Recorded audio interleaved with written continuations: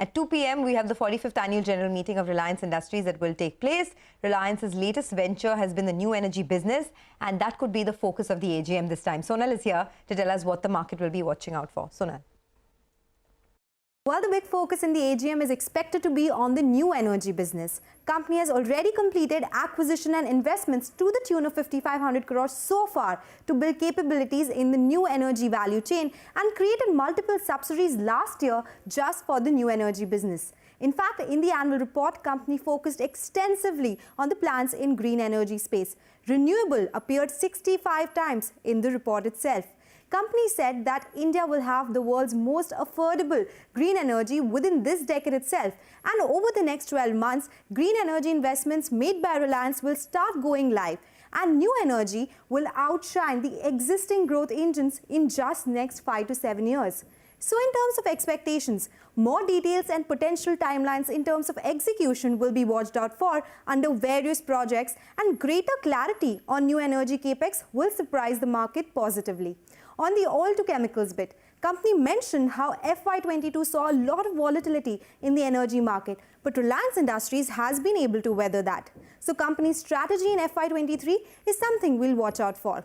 Company also spoke about how in this segment particularly, they have been optimizing costs. Additionally, if there is any clarity on either the listing or potential stake sale in the oil to chemicals business is something we'll be watching out for. And lastly, company has plans of decarbonizing the O2C value chain, and the capex plan here will give some more clarity to the investors as well. Sonal, thanks very much for that. Now, Mangalam is here to tell us about the expectations from the retail side of things. Reliance Retail just reported numbers as well, strong set of numbers for the quarter and for the year. Mangalam, over to you. Well, FY22 was a tough year for the industry at large as we were battling through multiple waves of COVID as well. But in that, Reliance Retail actually did well, reported record revenues and EBITDA. And importantly, you saw the company invest in the future as well. The revenues neared that 2 lakh crore mark, and the company added 1.5 lakh jobs as well. Some of the key milestones that the company achieved: 2,500 new stores added, almost 8 million square feet of retail area added, of which nearly 3/4 were in tier 2 and beyond cities and not just metros. They doubled their warehousing capacity, as well as registered customers increased by 24% in FY22 as well. At the back end too, we saw a 3 times jump in their merchants, and digital now contributes 17% to their revenue versus just about 10%. But the big headline was the near 10,000 crore investment that the company did in a lot of companies, minority, majority, as well as strategic. So starting with companies like Just Dial, 7-Eleven, Milk Basket, Clovia, tie-ups with brands like Ritu Kumar, Manish Malhotra, the who's who, Abraham Thakur, we had Abu Jani and Sandeep Khosla as well, and notwithstanding the $200 million investment that we saw in quick commerce player Dunzo as well. So to that extent, announcements would be extremely crucial to watch out for. As we speak, Reliance is the 56th among top global retailers and the second fastest growing retailer in the world. And remember, the previous AGM, Mukesh Ambani had said that they would grow at least 3 times over the next 3 to 5 years, and importantly will be among the top 10 retailers in the world. So that's about Reliance. Any announcements in the AGM with regards to that, the digital ecosystem in the retail business, value unlocking will be extremely crucial to watch out for, and expansion of retail offerings and synergies between the acquisitions that the companies made. They've made the investments. Now it's time to reap them. Okay, and what about the commentary to watch out for from the telecom business? Everyone's looking forward to whether they announce a timeline for the listing of Reliance Jio. But Rima is here to tell us what to expect. Rima. 5G-related announcements are expected to take center stage at the AGM. Remember, Jio spent a whopping 88,000 crores in the recently concluded auctions, twice that of its closest peer, and they even lapped up that expensive 700 megahertz spectrum, which went unsold in the previous auctions. In terms of specifics, expect clarity on the rollout timelines of Jio 5G. The annual report had highlighted how Jio has completed plans for coverage, customer demand for the top 1,000 cities in India to roll out 5G. And its aim, which it outlined in the previous AGM, was to make India 5G yukta. Now, another point to note is that the AGM is often used as a launchpad for new phone releases. In the last AGM, the company showcased JioPhone Next, the world's most affordable, full touch screen 4G phone in collaboration with Google.